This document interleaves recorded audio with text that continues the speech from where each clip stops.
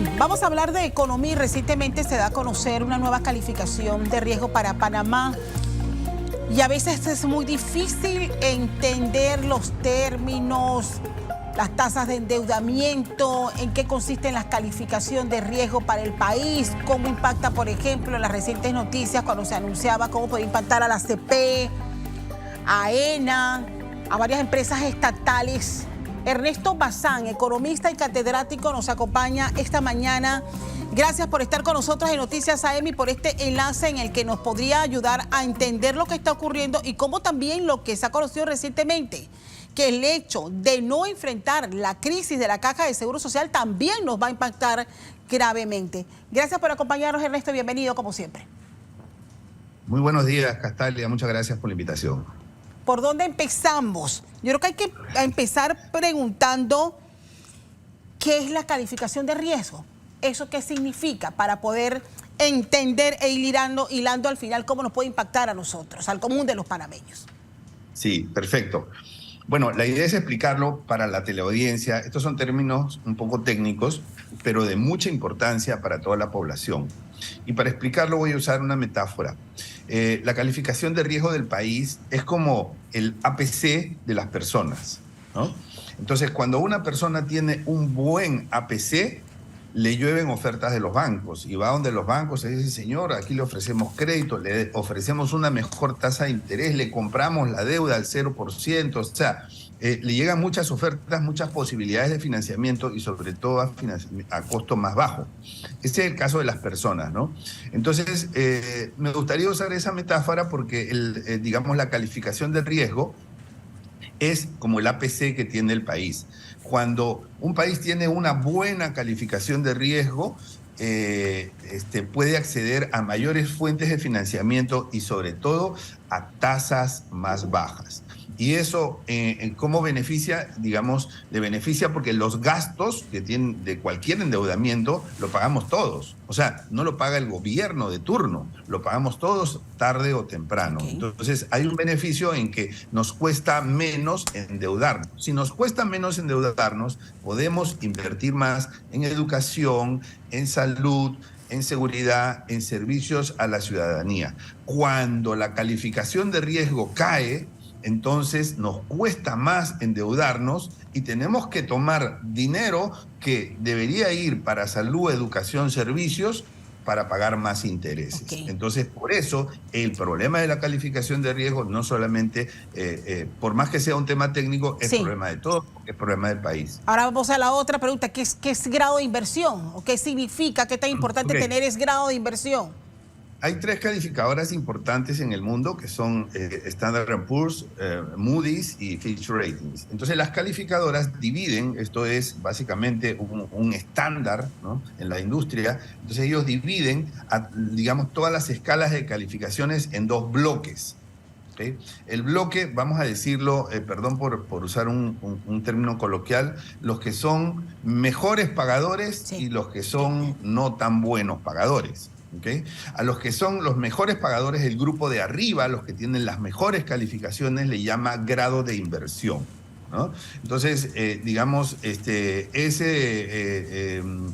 una denominación estándar, ¿no? Grado de inversión, los que tienen las mejores calificaciones. Y en el grupo de abajo, ¿no?, se le denomina grado especulativo, ¿no? Los países o las empresas que tienen por debajo de cierto nivel, que es BBB-, por debajo de esa calificación, se les denomina grado especulativo. Y la diferencia es grande, ¿no?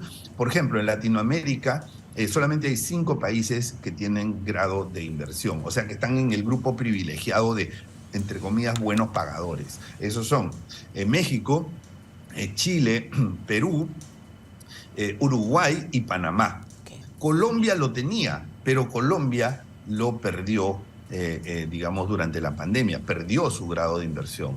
Entonces es bueno mantenerlo porque en la medida en que uno mantiene un grado de inversión, puede ahorrarle dinero al país. Ahora bien, dicho, y le agradezco los primeros minutos para poder que nosotros podamos hacer este ejercicio, porque lo que quiero al final, profesor Bazán, es que vayamos al final de cómo nos debe impactar y por qué debemos estar al tanto de estos temas que parecieran estar como muy aislados del común de los panameños. ¿Qué cosas puntuales nos pueden poner en riesgo de perder esa calificación? ¿Qué cosas puntuales no se han hecho o se han dejado de hacer en Panamá que nos pudieran poner en riesgo? Yo diría que hay dos temas grandes, ¿no? Uno que ya, digamos, los dos venimos arrastrando desde hace mucho tiempo, ¿no? Y digamos que, perdón por la metáfora, pero hemos estado matando moscas y han estado pasando los elefantes volando, ¿no? Eso es lo que ha venido pasando. O sea, no nos hemos dedicado a resolver los problemas importantes. El primer problema importante, ¿cuál es? Las cuentas fiscales. Vivimos en un permanente déficit fiscal. Vivimos, digamos, permanentemente endeudados y endeudados y endeudados, ¿no? Y vivimos gracias a deuda y pagamos planillas gracias a deuda y damos subsidio como si nos sobrara el dinero y lo cubrimos con deuda, ¿no? Entonces, ese es un primer tema estructural importante y tengo que decir que es, digamos, se ha agravado mucho en esta administración, pero no es solo de esta administración, porque tenemos 15 años de déficit fiscal. Hace, digamos, precisamente el ministro Alexander, en su, digamos, gestión anterior, él propuso una ley social de responsabilidad fiscal, ¿no? Fue el ministro Alexander, precisamente. Sí. Eso es, digamos, lo anecdótico. Entonces, y esa ley, ¿no?, establece que cualquiera que sea el gobernante tiene que respetar, tiene que primero mantenerse en superávit, o sea, no puede gastar más del dinero que tiene, eso es mantenerse en superávit, y si eventualmente se mantiene en déficit, no puede tener más del 1% del PIB de déficit, ¿no? No puede tener más del 1%. Entonces, eso pues nosotros lo hemos incumplido, hemos tenido, digamos, más del 9% en el año 2020, más de 7% o alrededor de 7% en el año 2021.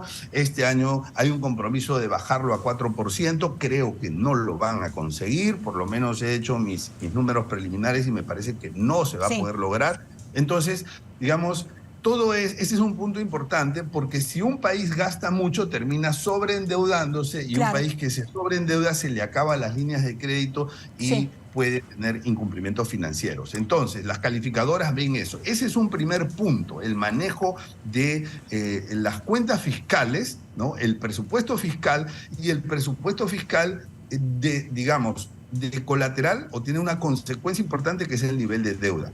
El otro punto es que la deuda tiene un componente escondido, que es el déficit que tiene el país por el sistema de pensiones, ¿no? Entonces, ahí estamos básicamente hablando del sistema de beneficio definido, ¿no? Justo ahí quería hacer esa repregunta, ya se nos adelanta.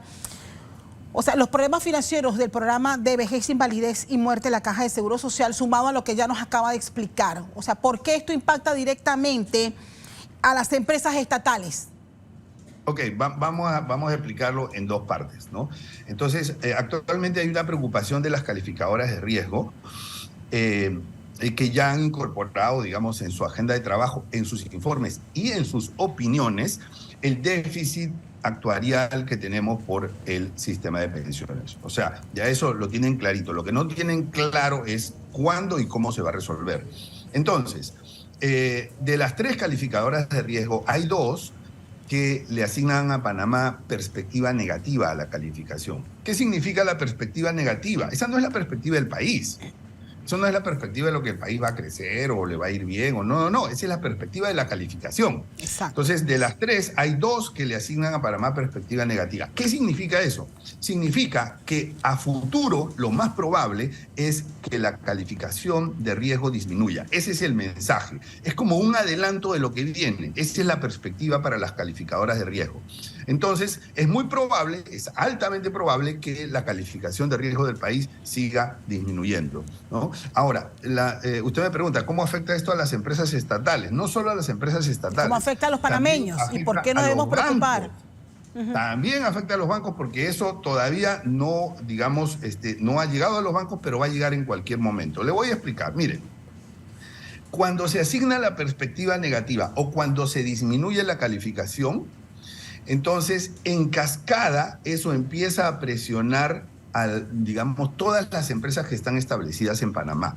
¿Por qué? Porque se entiende que en un Estado soberano, la República de Panamá es el mejor, digamos, el que mejor capacidad de pago tiene, ¿no? Con algunas excepciones, pero en términos generales, si se termina afectando la capacidad, la calificación de riesgo de la entidad más representativa que es el país, entonces en cascada las empresas y los bancos empiezan también a disminuir su calificación. Eso es por un criterio general que tienen las calificadoras, ¿no? Que se llama techo soberano.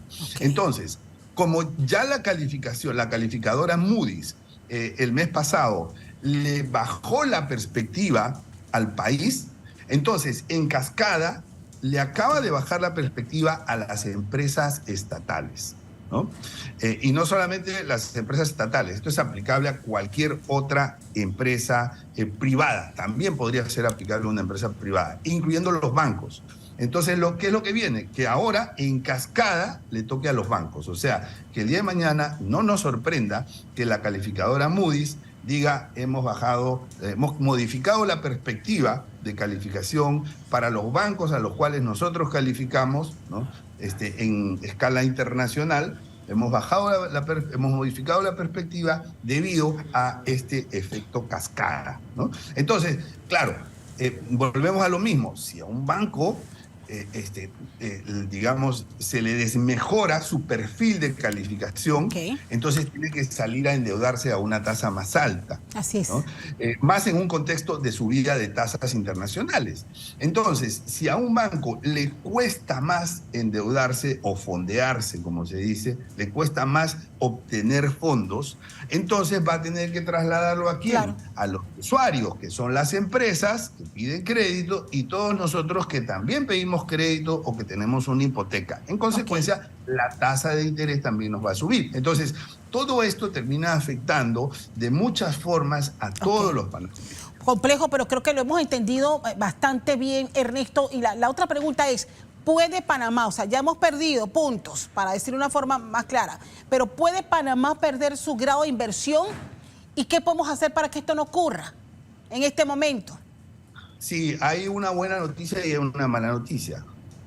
La mala noticia es que hay dos calificadoras que nos han puesto perspectiva negativa, que son Standard & Poor's y Moody's, ¿no? Eso significa que lo más probable es que nos bajen la calificación. La buena noticia es que esas calificadoras, esas dos calificadoras, si nos bajan la calificación de riesgo un nivel, todavía seguimos en grado de inversión, porque nosotros estamos con esas dos calificadoras en 2 niveles por encima del nivel mínimo de grado de inversión. Entonces, si nos bajan un nivel, todavía seguimos en grado de inversión. Si nos bajan 2 niveles, perdemos el grado de inversión. Pero difícilmente las calificadoras, así como no suben 2 niveles hacia arriba, tampoco bajan 2 niveles en una sola decisión. Entonces, lo más probable es que nos vamos a mantener por lo menos hasta que termine esta administración de gobierno con grado de inversión de esas calificadoras. Eso es lo más probable, ¿no? Y la tercera calificadora, que es Fitch Ratings, nos tiene con perspectiva estable, ¿no? En el nivel mínimo de grado de inversión. Entonces, digamos, ahí sí hay un poquito más de peligro, porque si nos baja la calificación, perdemos el grado de inversión con esa calificadora. Ahora, entonces, ¿la esperanza dónde está? La esperanza está en que una nueva administración, a partir del año 2024, pueda, digamos, convencer a las calificadoras a través de sus propias decisiones económicas, que ha tomado otro rumbo hacia una disciplina fiscal, ¿no? Porque si el país se sigue endeudando, entonces la crisis... Ernesto, no se me puede quedar algo por fuera, es un detalle, lo mencionamos muy por encimita, pero hablábamos de cómo va a tener el impacto en empresas privadas, en la banca, pero en el caso muy puntual de la ACP, de la Autoridad del Canal de Panamá. O sea, ¿qué pasa? ¿Qué ocurre con el Canal de Panamá si esto llega a ocurrir? Bueno, si se refiere al cambio de la perspectiva, el cambio de la perspectiva es un cambio automático, ¿no? O sea, cuando se cambia la perspectiva del país, ¿no? básicamente, como le decía, en efecto cascada, la calificadora dice, ajá, y también cambiemos de perspectiva hacia negativa a todas las empresas que están en Panamá y después a todos los bancos, ¿no?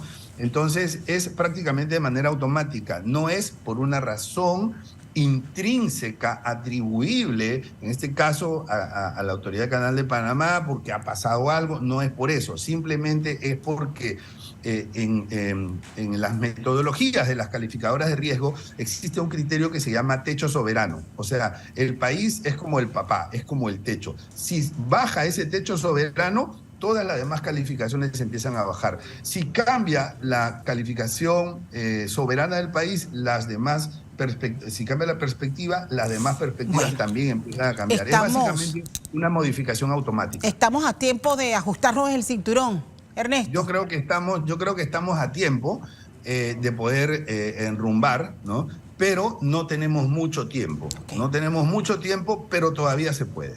Quiero agradecerle a Ernesto Bazán por estar con nosotros en este análisis para entender este anuncio recién que se ha dicho cuando perdemos algunos grados de calificación. Y así que, bueno, pendiente de lo que ocurra y las decisiones que el gobierno y sobre todo la Caja de Seguro Social tomen próximamente. Y como usted dice, se nos acaba el tiempo para hacer los ajustes que tenemos que hacer. Muchísimas gracias por este enlace. Bienvenido siempre.